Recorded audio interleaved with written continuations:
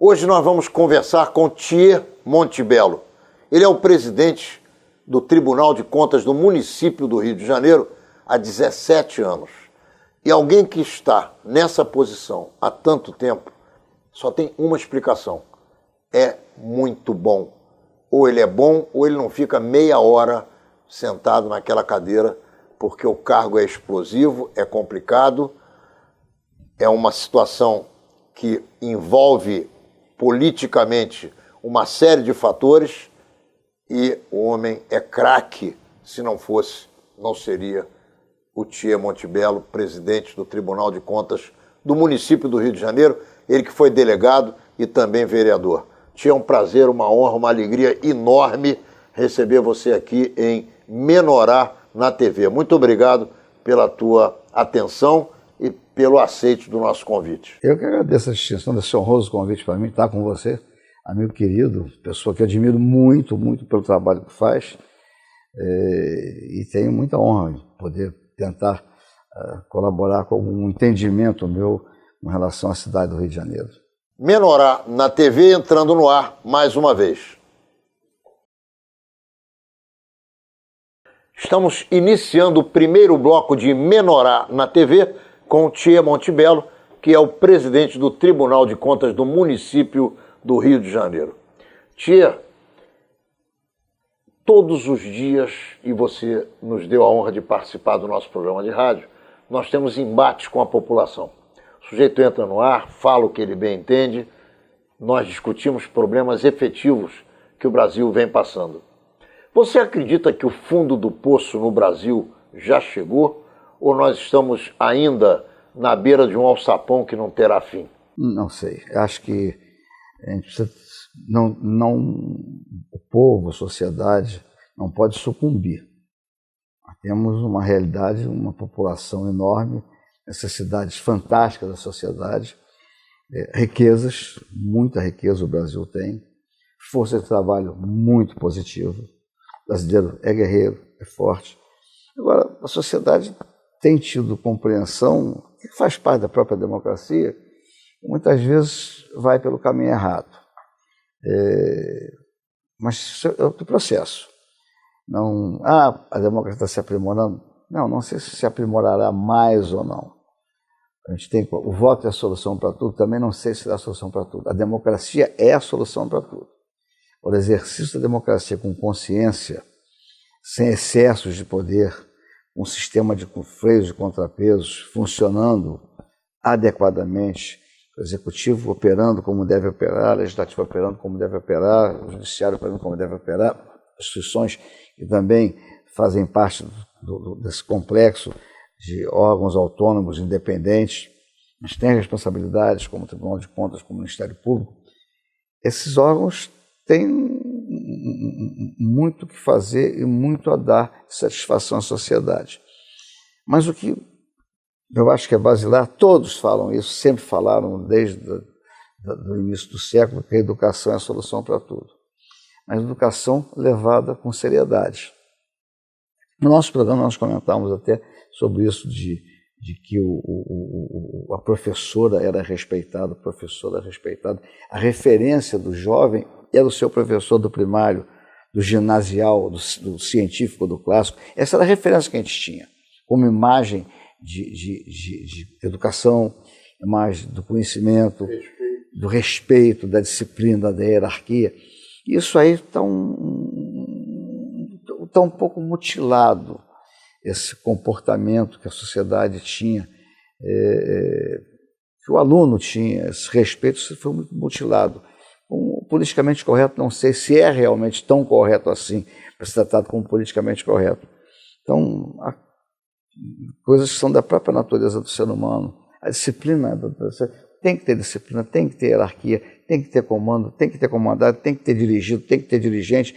Isso faz parte do processo. Ô Thier, muita gente imagina que vai haver uma grande renovação na política a partir das eleições que vem aí em 2018. Eu vejo exatamente o contrário. Eu vejo o fundo partidário nas mãos dos partidos sendo utilizado para aqueles candidatos que os partidos decidiram a quem deram legenda.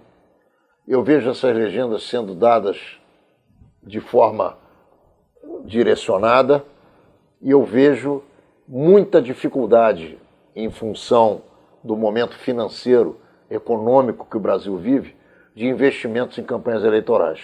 Então, me parece que não vai haver grandes mudanças nos quadros políticos brasileiros. Qual é a tua opinião? Nós temos inúmeros partidos. Você coloca com muita certeza isso aí. Eu acho também que não haverá grande modificação na composição do Legislativo, não. Não acho que haverá, não. Não sei se... Ou quem é bom e tem interesse em se dedicar à política, está fugindo da política. É muito difícil hoje você ocupar determinados cargos no serviço público, como é também no Legislativo, porque o Legislativo é muito... Você não materializa o que você deseja fazer. Você não tem... No Executivo, você quer atingir um determinado objetivo... No Legislativo você não tem caneta. Não tem caneta, não resolve. Então você depende do colegiado, da maioria, e é muito complicado. Realmente, quem foi vereador sabe o que é isso, quem foi deputado sabe o que é isso, quem foi senador, quem foi deputado federal. Então é muito complicado. Não sei se vai modificar, não sei se nós estamos bem educados ainda para uma modificação em uma geração. Não sei, sinceramente não sei. Espero que sim. Espero que a gente tenha, pelo menos, sucesso, porque nós temos grandes deputados, temos grandes senadores, temos grandes parlamentares, tem gente muito qualificada, muito preparada, que desempenha bem seu ofício, desempenha bem o mandato. Mas um mandato novo é um mandato novo. E a mídia também precisa ter esse tipo de visão prospectiva, tanto da cidade como do Estado, da União. Não pode tornar a política, defenestrar a política. A política não, pelo contrário. Nada que se resolve. A política é a única forma de avançar a sociedade, não tem outra forma. Dar solução para as questões. Sem dúvida, e uma política dentro de um sistema democrático. A boa política. A política é bem intencionada, levada com seriedade. Ô tia, nós estamos discutindo, antes de começarmos o programa, a gravação, de que a lei brasileira faz com que o sujeito seja julgado e depois aprisionado caso ele tenha sido responsabilizado por algum crime e a pena seja de reclusão. Hoje nós estamos vivendo uma situação diferente dessa, há pessoas sendo presas preventivamente, acauteladamente e que continuam presas. Às vezes até o julgamento e posteriormente, se forem condenados, também. Outros são soltos por ministros do Tribunal, do Supremo Tribunal Federal. O Supremo Tribunal Federal decidiu sobre prisão em segunda instância.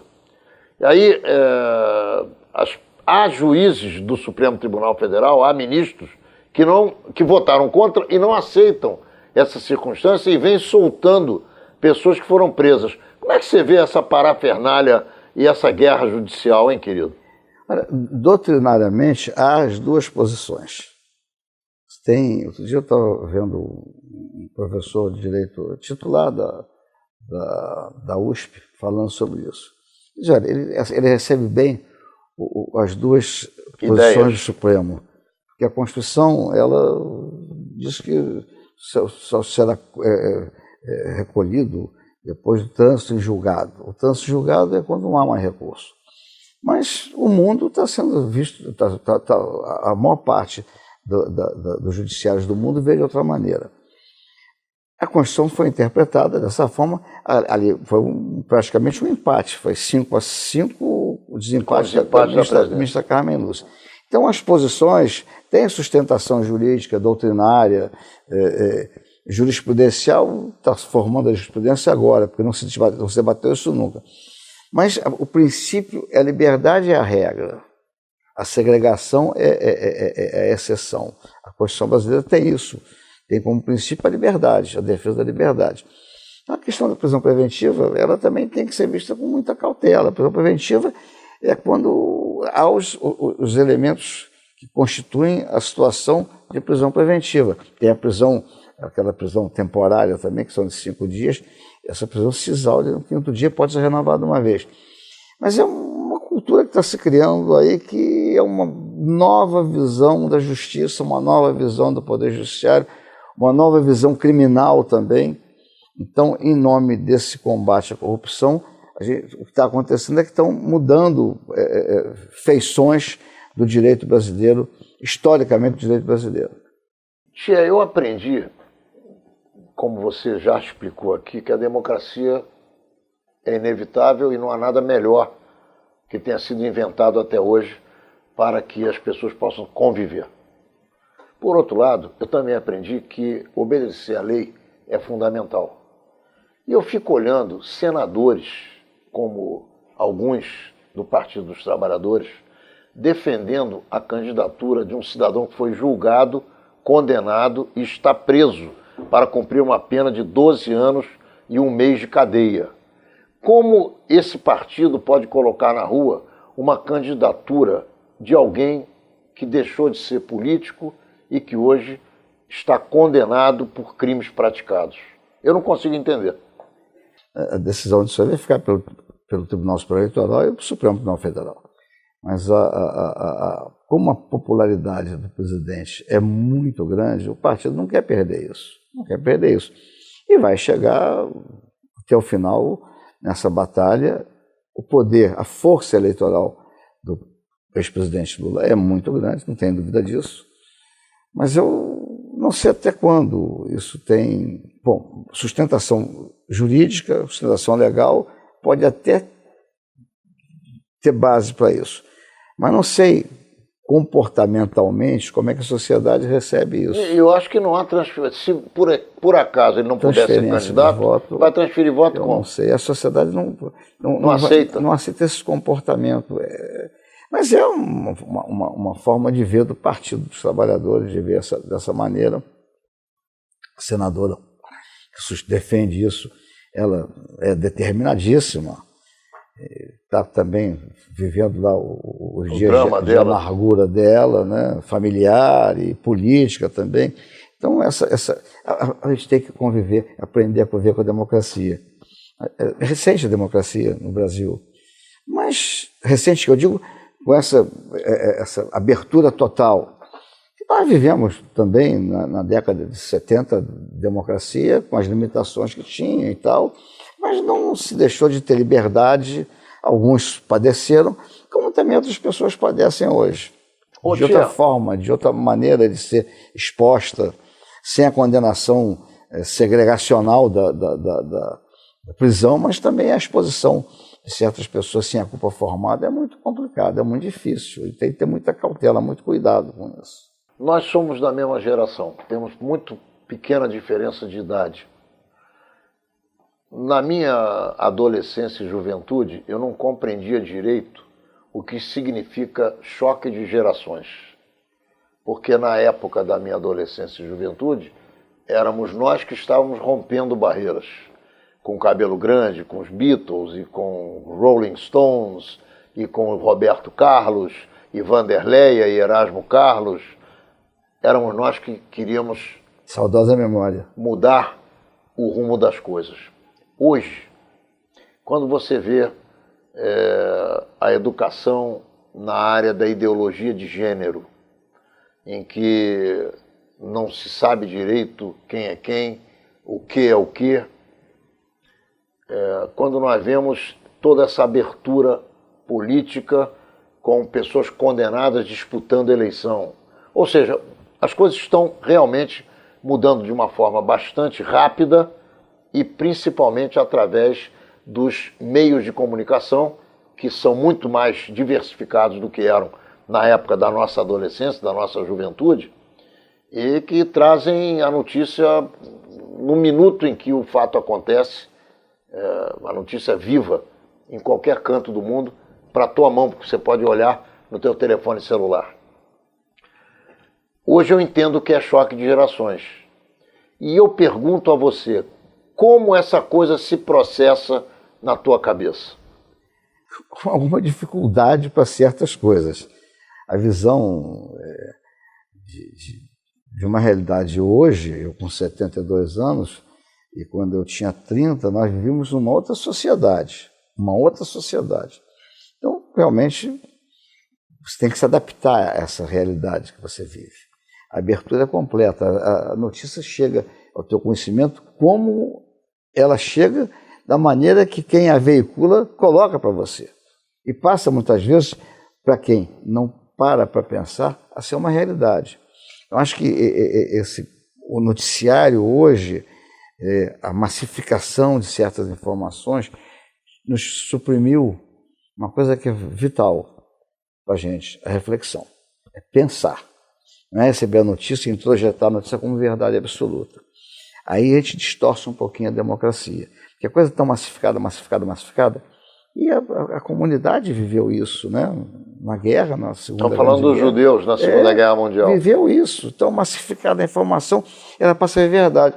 E a gente recebe aquilo como verdade absoluta e não reflete sobre ela. Aí começa o cometimento de injustiças, de visão distorcida da realidade. Eu tenho respeito a qualquer tipo de ideologia, mas eu acho que a gente não pode... Respeito mesmo como ser humano. Eu acho que a humanidade ela vai se desenvolver de tal maneira que a gente respeite o direito dos outros, mas nosso direito tem que ser respeitado também. O direito a pensar, a refletir, a tratar o conhecimento de uma forma crítica, permitir o debate, permitir a dialética, que é fundamental, não é a imposição da mensagem como verdade absoluta para você ser dominado por aquilo e conduzir a sua vida na dita democracia dentro daquilo que lhe é colocado, impositivamente colocado. Muito bem, nós estamos encerrando o primeiro bloco de Menorá na TV com o nosso queridíssimo amigo Thier Montebello, que é exatamente o presidente do Tribunal de Contas do município do Rio de Janeiro. Não saia daí. Já já voltamos e vamos falar agora sim do que vem se passando na cidade do Rio de Janeiro, do que já passou e do que virá pela frente. Já já voltamos.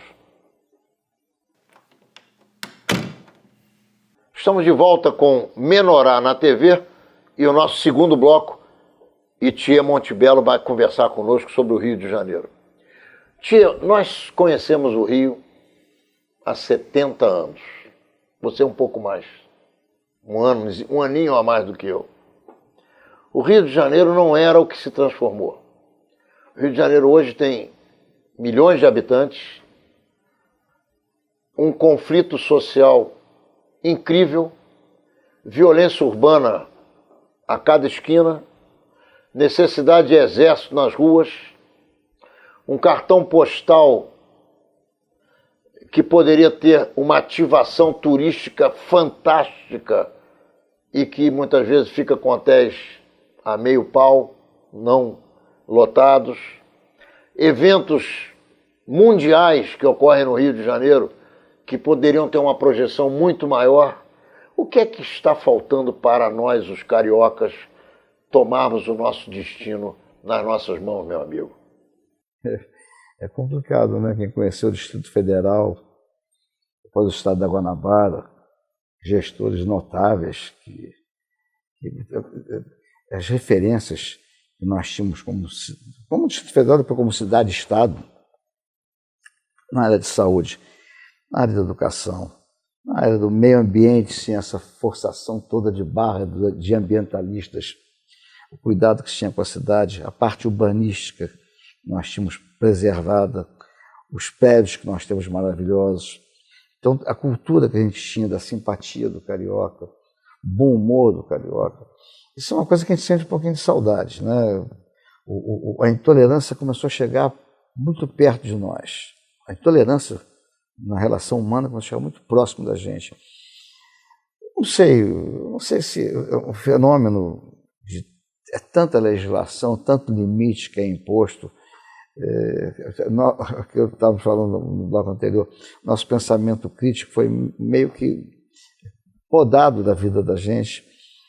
A política, que ela é feita uma política eminentemente eleitoral, às vezes também nos conduz por caminhos errados.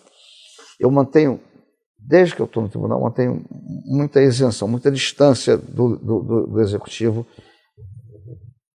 Sou procurado permanentemente para verificar situações pontuais de processos, que sempre a gente tem o objetivo de conduzir eu sou muito pela oralidade.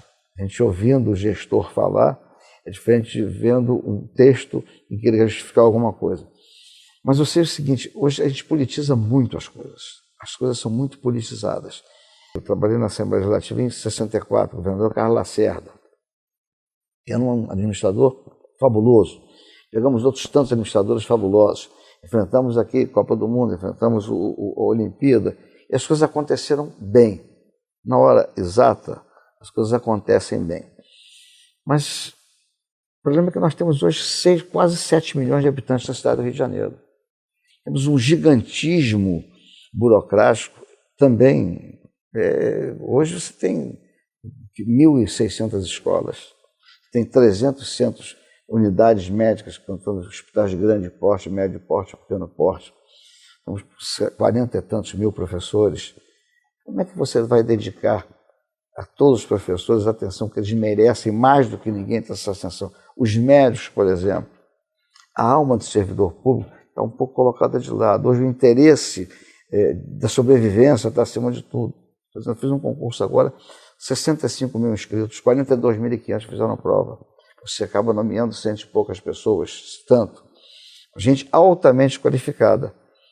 Mas o que eu vi quando eu entrei para o serviço público, a vocação, o pendor, o sujeito diz assim, eu quero ser servidor público.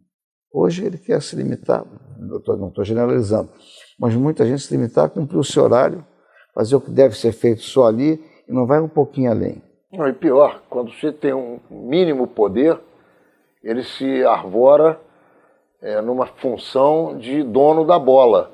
Quer dizer, quando ele tem que atender o contribuinte da melhor maneira possível, porque quem procura uma repartição pública, ele está precisando de alguma resposta, ele não vai lá à toa.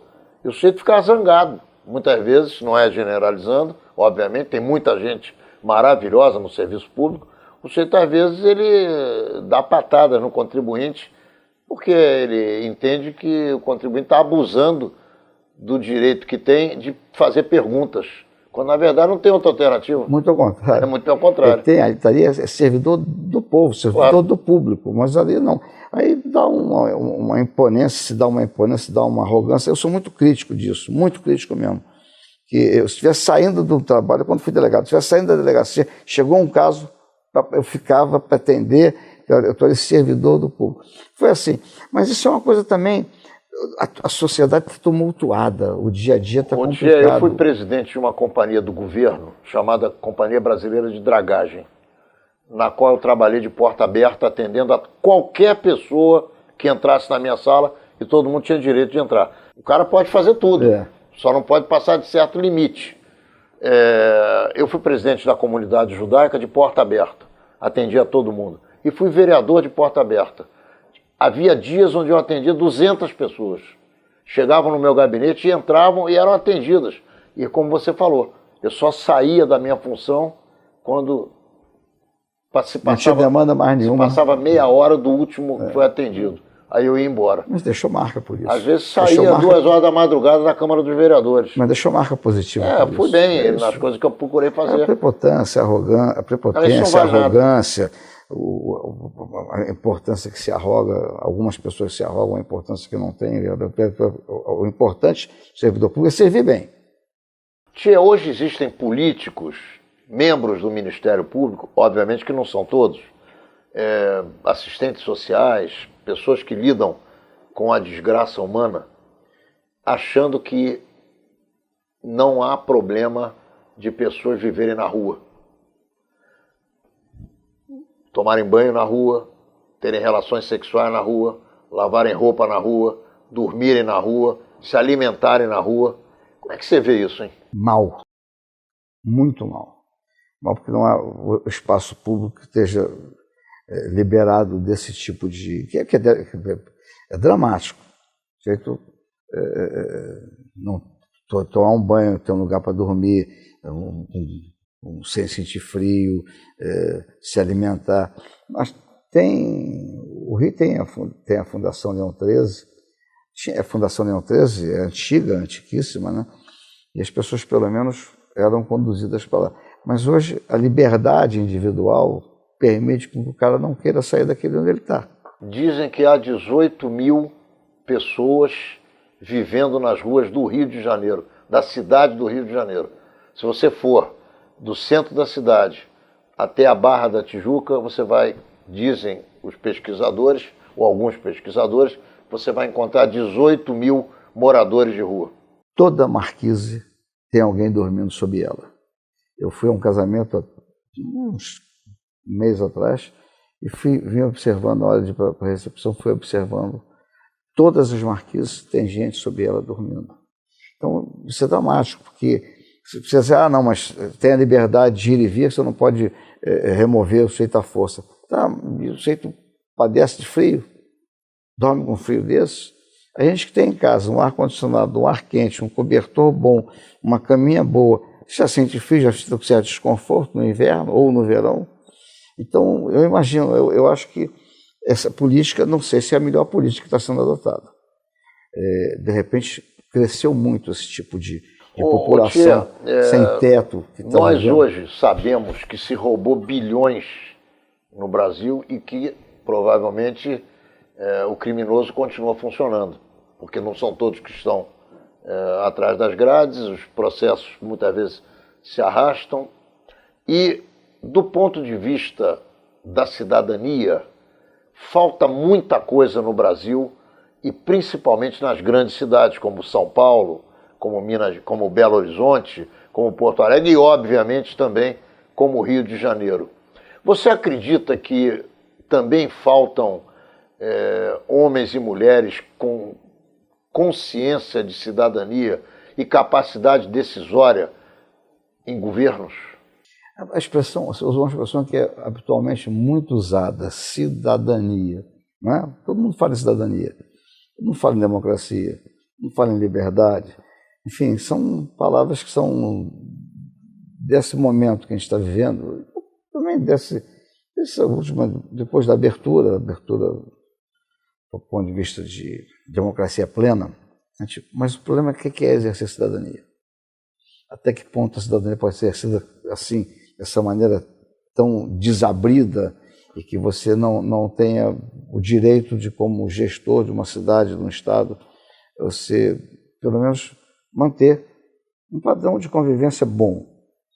Não faz bem a ninguém. Ninguém gosta de ver o ser humano, o seu semelhante, dormindo sob uma marquise. Então, você esteja feliz com isso. Mas ele não pode ser removido dali, ser impostamente colocado num abrigo. Pelo menos vai para o abrigo, toma o seu banho, faz sua higiene, se alimenta e depois volta para a rua. Mas também tem muita gente que fala que uma boa parte desse tipo de população é que mora distante e dorme na rua para poder ir para o trabalho no dia seguinte. Não sei até que ponto isso é verdade. Eu não acredito nisso. Mas são pesquisadores que falam isso. Isso talvez no centro da cidade, eu não sei. Eu acho que... O que eu vejo são colônias de grupos de pessoas vivendo, principalmente na Zona Sul, Copacabana, Ipanema, Leblon, vivendo a sua vida na rua. Eu ousaria dizer até na sarjeta. Isso incomoda.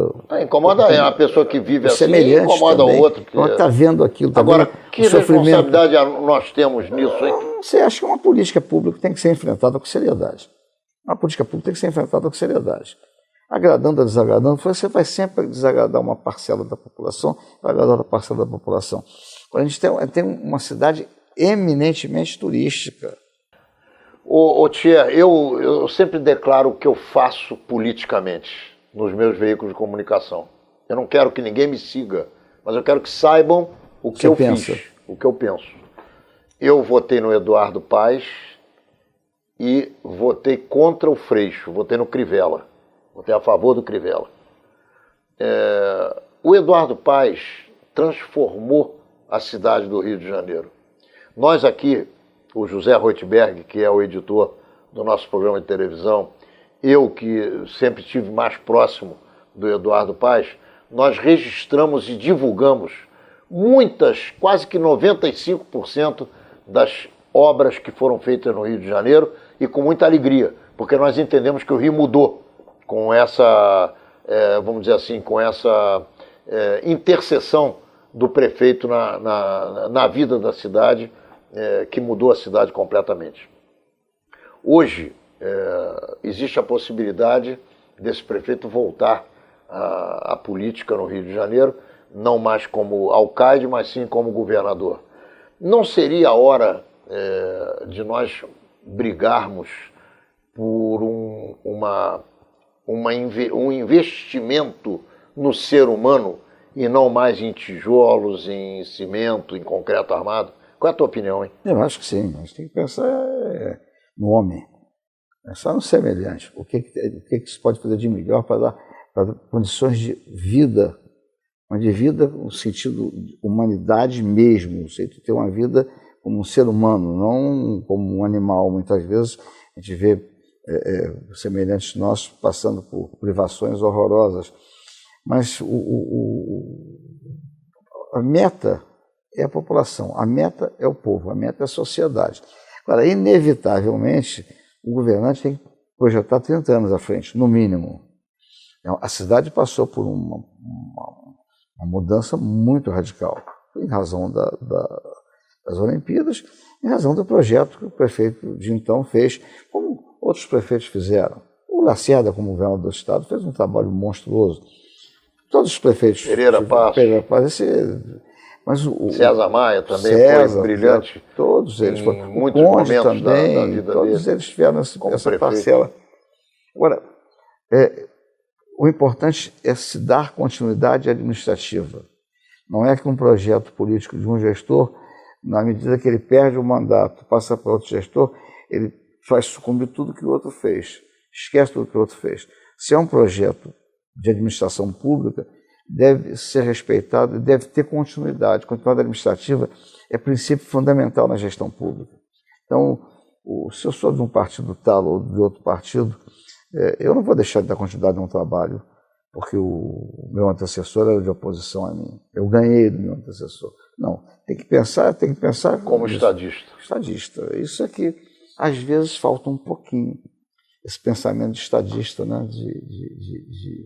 Em algumas áreas, no Brasil inteiro, isso tem que ser muito bem pensado.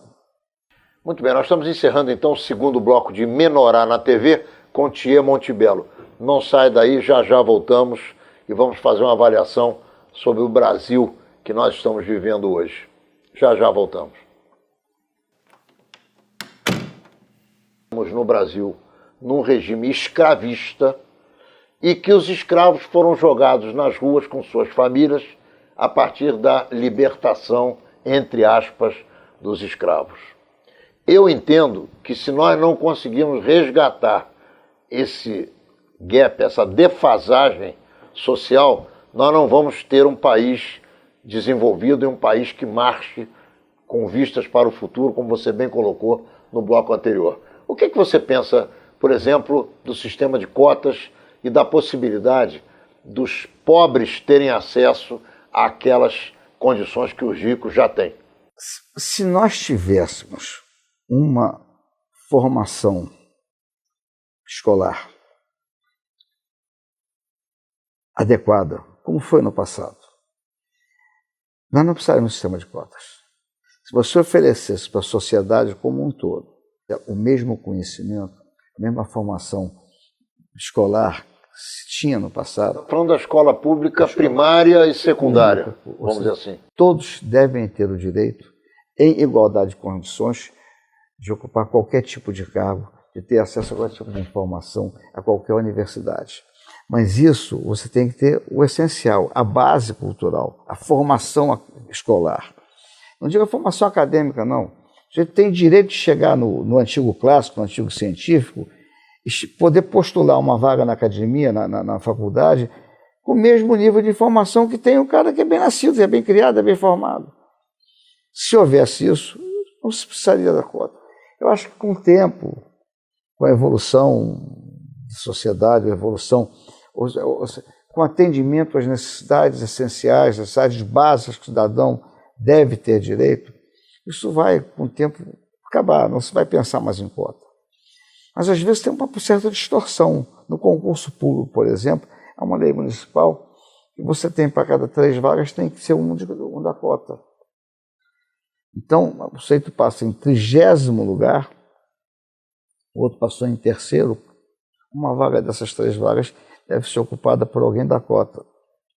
Isso acontece. Então, acho que isso vai ter que ter um aperfeiçoamento. Eu não sou especialista nisso, não.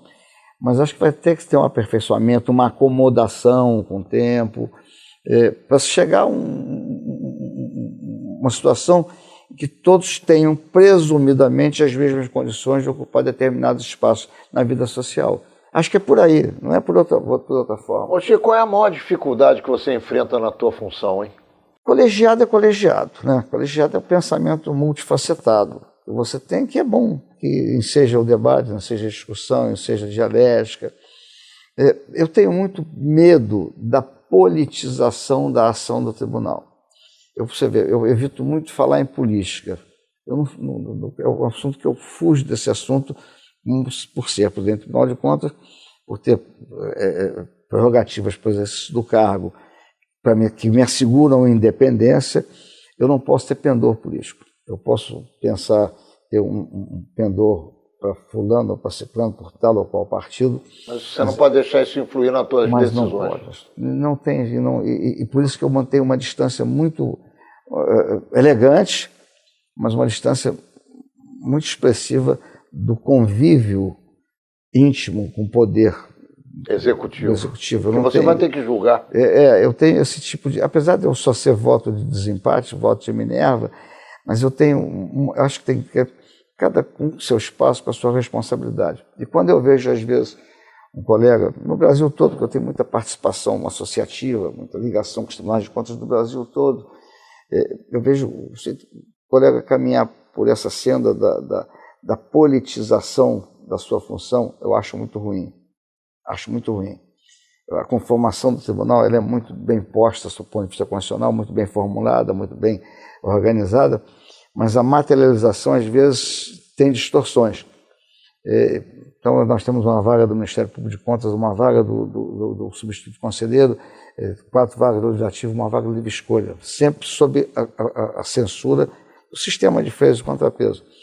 E não se pode politizar muito isso, porque a gente acaba sendo desacreditado pela sociedade. Então, eu procuro me manter com esse tipo de discrição. Sempre, desde que estou no tribunal, tenho 25 anos no Tribunal de Contas, tenho 53 anos de serviço público, procuro manter com essa reserva. Lógico, trato a todos com a distinção que tem que tratar, com respeito, com apreço, com admiração, cada um com a sua visão política, visão eleitoral, visão gerencial, mas eu acho que esse distanciamento é importante, a gente não ter o convívio da intimidade, procurar ajudar no que pode ser ajudado, porque a legislação é um cipual. Hoje ser gestor é muito difícil. Eu observo isso sempre para os colegas, para os funcionários, para os auditores, para os técnicos, sempre observo isso, olha, a experiência de quem sentou do outro lado da mesa é muito importante, porque o jovem faz concurso com 25, 26 anos. Ele não conhece o outro lado. Ele não conhece o outro lado. Não deu tempo ainda. A legislação para ele, aquilo é a regra, é a norma, é a regra, é o fato, e aquilo se tem que ter essa ligação do fato com a norma. Se houver um distanciamento, aquilo já passa a ser objeto de sanção, de punição, e não é assim. As coisas têm que ser bem ponderadas. Tem que pensar nas consequências de determinados atos que os órgãos de controle têm, da forma que agem. Tem consequências às vezes lá na ponta, lá na sociedade, lá na camarada que está dormindo sob o teto, sob uma marquise. Então essas coisas têm que ser muito bem refletidas. E eu acho que o caminho é esse, o pensamento crítico está por cima de tudo. Tia, nós vamos ter eleições, já falamos disso, para presidente da República. Você acredita que o Brasil consiga sair do buraco em que ele se encontra nos próximos 4 anos? Eu acho que não tem alternativa. Não tem alternativa. A gente tem que buscar uma solução para o crescimento. O Brasil é fantástico. Agora, eu às vezes me surge quando penso, não, mas o Brasil é assim, no Brasil... Não, o Brasil não. Somos nós que votamos. Somos nós brasileiros. Nós é que não ocupamos o espaço na sociedade como devemos ocupar. Então, eu sou esperançoso, eu não sou cético com o nosso futuro, não. Ao contrário. Acredito que a gente vai sair desses problemas todos, agora com muito mais dificuldade de que outros povos passaram por um sofrimento enorme, superaram esse sofrimento e são potências extraordinárias. A gente tinha tudo para ser uma grande potência. E com muito menos recursos que nós temos. Muito menos recursos com sofrimento. Mas houve sofrimento. Houve sofrimento, sofrimento às vezes faz as pessoas crescerem. Outro dia eu fui a uma comemoração, 210 anos da Corpo de Navais. Tem uma apresentação de teatro municipal da banda sinfônica do Corpo de Navais. Extraordinário, você fica orgulhoso daquilo.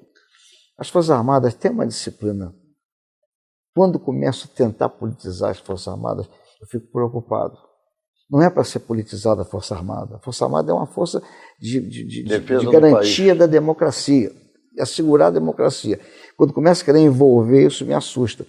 A política tem que ser feita por políticos, mas a política tem que ser feita com um objetivo com consciência final, também, né? Que é pensando na população, pensando na sociedade. Ô tia, nós estamos gravando esse programa antes do início da Copa do Mundo. Copa do Mundo, futebol, sempre foi uma paixão popular nacional, ainda que haja quem não goste. E é justo, porque como você mesmo ressalta sempre aqui, nós vivemos num regime democrático, quem gosta, gosta, quem não gosta, não gosta, mas eu sei que você gosta. E a pergunta que eu te faço é a seguinte: está confiante na seleção brasileira? Qual é o resultado, ainda que nós iremos ao ar posteriormente ao primeiro jogo do Brasil, talvez, qual é o resultado que você acha que vai acontecer no Brasil e Suíça? Vamos ganhar, se Deus quiser. 3-1. Eu nunca fui apaixonado por futebol, mas na minha família aconteceu uma variável que não estava prevista por mim, minha filha e o meu genro. Minha filha está casada, meu genro é flamenguista, mas flamenguista apaixonado. E é um grande vice-presidente jurídico que o Flamengo já teve. Chegou lá em casa, contaminou a filha. Os netos nasceram. Os meninos vão ao Maracanã, todo mundo fardado. Minha mulher acabou para vê-los felizes, também torce. Eu acabei também sendo flamenguista, torcendo pelo Flamengo, em razão da família. Do bom humor do meu genro, sobretudo do meu genro, quando o Flamengo ganha. E do pouco bom humor, não vou dizer mau humor, quando o Flamengo perde. Então eu acho o seguinte, acho que esse técnico de futebol, eu acho um sujeito fabuloso, discreto, reservado. Está falando do Barbieri? Não, o técnico... Qual, da seleção? Da seleção brasileira. Tite? Homem discreto, reservado, ele, sabe, não é um exibido. Eu tenho muita admiração e acho que nós estamos ganhando tudo. Meu Deus do céu, a gente vai ganhar essa Copa. Se Deus eu também estou com esse pressentimento. Vai ter 3-1. Eu estou sempre com esse pressentimento, que o Flamengo vai ganhar e que o Brasil vai ganhar. Mas o pressentimento está dando certo. O Flamengo está chegando dando lá. Certo. Eu acho que o Brasil também vai. Se Deus quiser, é o que a gente espera. A gente precisa pelo menos ter um ânimo qualquer para tentar sair dessa tristeza. É verdade. Só se tem uma notícia, não tem notícia boa, só coisa ruim. Só coisa ruim. Vamos aproveitar esse momento, que é um momento de encerramento dessa nossa conversa, infelizmente, que eu gostaria de ficar batendo papo com você aqui horas e horas. Nós temos limite de tempo. Eu quero te oferecer as nossas câmeras, os nossos microfones de Menorá na TV, para que você faça considerações finais sobre o Rio de Janeiro e depois se despeça dos nossos telespectadores. Eu tenho paixão pela minha cidade.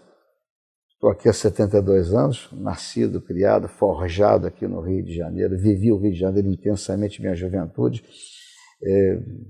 Andava na rua despreocupado, ia ver a namorada, pegava o bonde, descia, ia andando a pé, sem susto, sem medo, sem preocupação, sem ansiedade. Fui delegado muitos anos, uma polícia que foi muito respeitada. A sociedade era respeitosa também com a administração pública, com o servidor público. Sou servidor público há 50 e tantos anos, filho de uma família da área do direito, do mundo do direito, família que viveu no Rio também. Morei na Tijuca, moro no Leblon desde que me casei. Eu tenho esperança que vai melhorar. Agora, também tenho esperança que a gente tenha mais um pouquinho de respeito entre nós próprios cidadãos. Que a gente saiba respeitar o mais velho quando está subindo no ônibus, saiba levantar para dar espaço para uma senhora, para uma gestante. Enfim, Abrir a porta do elevador, ajudar a levar as compras para dentro de casa. Isso aí é uma coisa que a gente foi perdendo, nós fomos ficando insensíveis com isso. Isso é um pouco de postura também, que a mídia tem que ajudar nisso aí. A gente tem que ajudar. Agora, começa na escola e na casa. Começa com o pai, respeitando o professor do filho. E hoje o filho tem sempre razão. E torcer para que nós tenhamos sempre bons gestores, bons políticos, bons juízes, bons promotores, bons delegados, bons servidores públicos. A gente torce para que isso aconteça. E agradecer muito ao teu convite, essa distinção muito honrosa para mim de estar com você, com seus espectadores. Esse programa é sempre um aprendizado. Digo muito, você é um defensor muito vigoroso, muito vibrante da colônia, da religião, da fé, do espaço que é ocupado pela nossa comunidade no Rio de Janeiro. Eu tenho muito respeito por vocês, convivo muito com a comunidade, tenho muito apreço pela união que existe e faz parte até do próprio sofrimento histórico do povo, né? Mas estou muito feliz de ter estado com você aqui. Alegria minha, meu querido. Quero que você saiba que você tem cadeira cativa aqui e, obviamente, nós vamos convidar você outras vezes. É sempre um prazer enorme bater um papo com você, ouvir as suas opiniões e, principalmente, sorver da tua experiência, que é enorme em todos os aspectos, no aspecto executivo, da polícia, da segurança pública, do próprio Tribunal de Contas do município. Muito obrigado pela tua presença aqui entre nós. Obrigado. Boa noite. Menorá na TV entrando no ar na quinta-feira que vem, às 10 horas da noite, pelo canal 6 da NET e também em todos os dias da semana, segunda, terça, quarta, quinta, sexta, sábado e domingo, e de novo segunda-feira, nos horários que você pode conferir aqui embaixo da telinha. Nos vemos lá.